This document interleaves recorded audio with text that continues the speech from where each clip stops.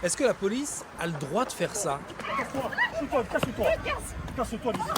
On n'a pas beaucoup de contexte sur cette vidéo qui a tourné partout sur les réseaux. Ce qu'on sait quand même, c'est qu'elle a été tournée à Marseille par le journaliste de l'AFP Viken Cantarsi au tout début de la journée, bien avant la manifestation du 18 septembre. Il suivait alors une tentative de blocage du centre commercial des Terrasses du Port par environ 200 personnes, décrites comme hostiles par la préfecture de police. Mais ce qu'on ne sait pas, c'est si la jeune femme poussée sur la vidéo en faisait partie.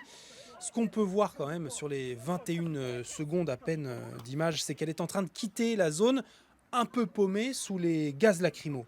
La préfecture de police de Marseille dit maintenant étudier les images, mais en off, une source policière l'assure à nos collègues de Ici Provence, la doctrine du maintien de l'ordre a bien été respectée, circuler, il n'y a rien à voir. Pourtant, en France, l'encadrement des manifestations repose sur quelques grands principes fixés par ce qui s'appelle le schéma national du maintien de l'ordre. Les policiers doivent d'abord tenter le dialogue, puis, si ça ne marche pas, ordonner d'évacuer par une première sommation, deuxième sommation, attention, on va bientôt intervenir, puis dispersion, et seulement en dernier recours, donc usage de la force proportionnée à la menace.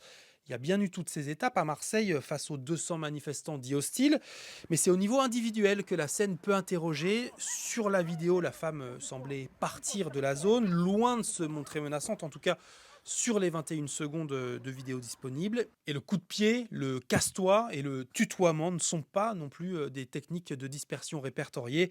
Reste que pour l'instant, il n'y a pas eu de dépôt de plainte connu.